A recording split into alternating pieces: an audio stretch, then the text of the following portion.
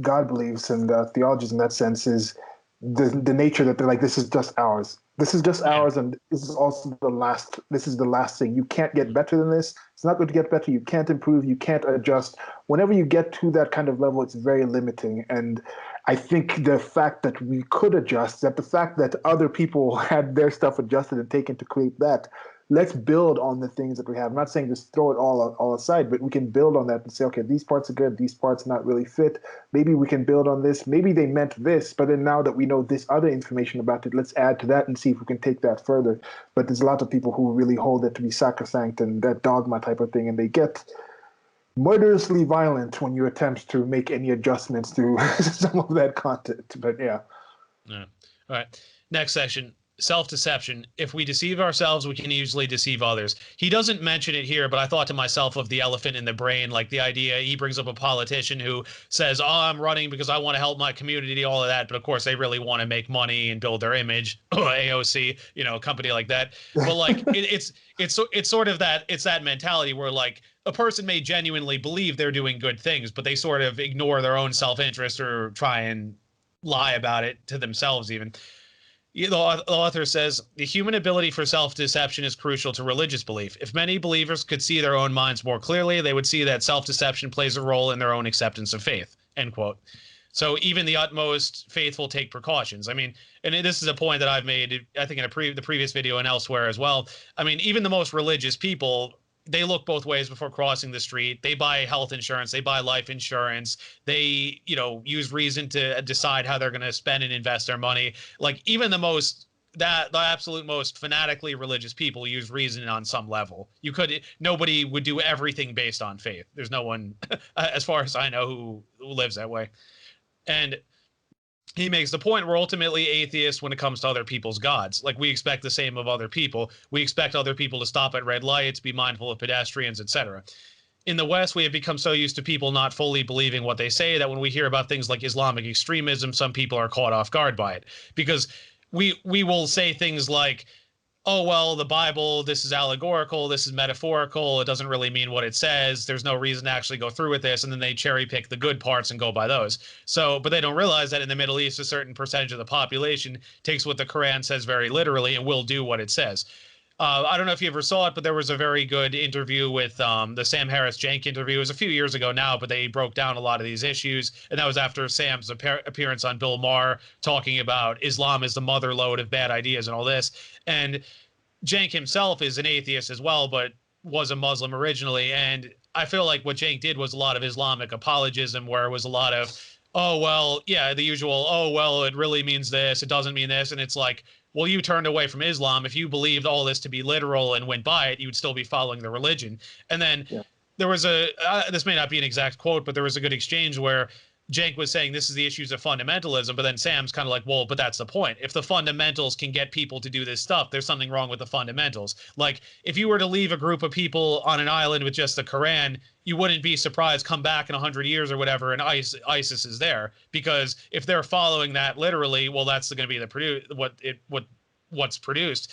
If you talk about something like Jainism, the prophet in Jainism, I forget his name, but like he explicitly said, don't harm, kill any living thing, don't do injury, all that. So they'll do things like they won't use certain brooms because they're worried about killing bugs. They'll filter their water so no bugs get accidentally ingested, things like this. But you can point to Jainism directly and you can say, nobody could become a terrorist in the name of Jainism. Nobody could open a slaughterhouse in the name of Jainism, because the scriptures explicitly say don't do those things. But with Islam and Christianity, you can point to things in the scripture where you can draw a logical conclusion. And then that gets to the point of, well, if you're going to pick and choose the parts you like, which parts are you picking and choosing and why? And then we just get into how valid is this stuff. All right. Thoughts and comments. Yeah. With some of the major ones, it's, I want to say like pathetic necessarily or sad. It's pitiful. Yeah.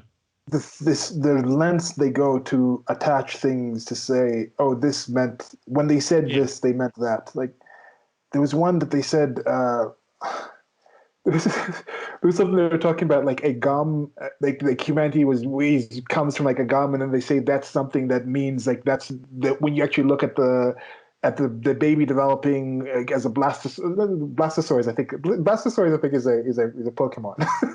but like Blastoise, yeah. pre zygote kind of level, it's kind of just like a pink glob of stuff, and they're saying, "Oh, look! Now that we saw that, that's what they meant by looking like chewed gum. That's what Allah meant." I'm like, there's a stretch. like the things some of these people must point out to be like, "That's what we meant." Or yes, God created entire existence, but He took some time to come and put His face on some toast to show you that, that He exists. Here's this toast. We're going to put my face on it. And it's like, what is He doing with this? Like, is He just trolling? Like, what kind of being do you think creates the universe and then spends time putting, like, tagging toast? Like, it's this the lens that they make to this. And then again, to reiterate what I said, they're called fundamentalists for a reason, because they are fundamentally following the things.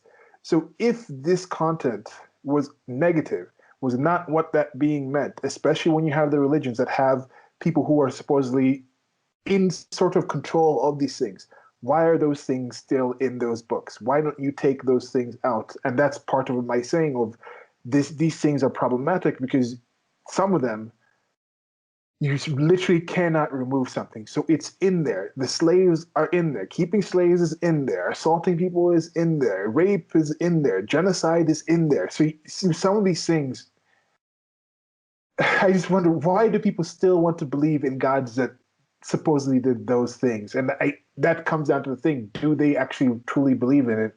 Because if you do believe into them, I think you are more like the fundamentalists. But like, as you just mentioned, most people who are listening to this, even if you are a believer, chances are you are nowhere close to a fundamentalist. Chances are, if you believe in a certain faith that you attest to be a part of that, if you went back to the initial time that you accept that faith was finally that faith and not the things it borrowed from, you would probably be killed by the people who were believing in it at that time. So that's something I think most people can't really argue for.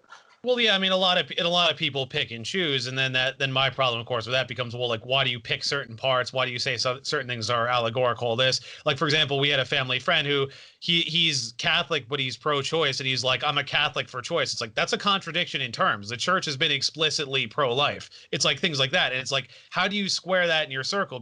Square that circle in your head, because they'll say things like, oh, God's laws supersedes man's laws, all this. But then you'll be like, well, I'm a Catholic who supports abortion, but your church says that's wrong and that's supposedly divinely ordained. So how do you like square that circle in your own head?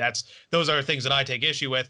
And then what really gets me too is the white lefty atheists who will trash Christianity. Again, they'll bring up stuff like you said, but then bend over backwards to defend Islam.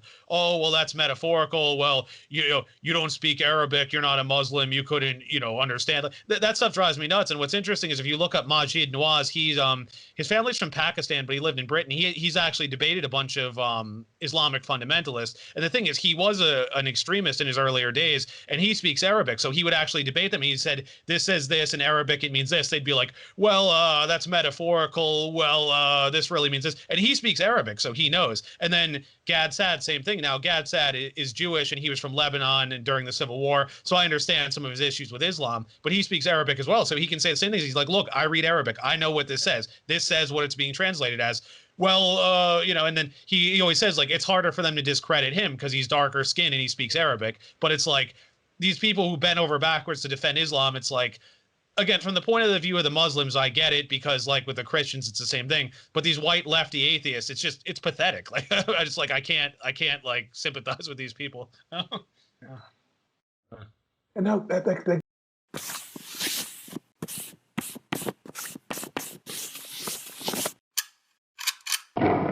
Thank you for listening. This has been a clip from an actual longer recording that I'll try to leave a link to on the screen or somewhere around here where you're listening to this. Presents. Presents.